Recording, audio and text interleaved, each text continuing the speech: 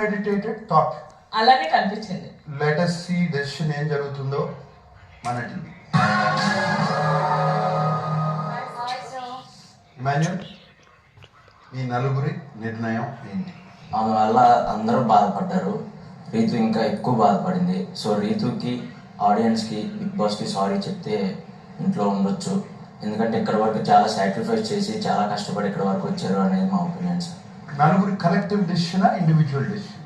It's collective decision. Collective decision. Sanjana, Emmanuel చెప్పింది విన్నావా? విన్నాను sir. What is your decision?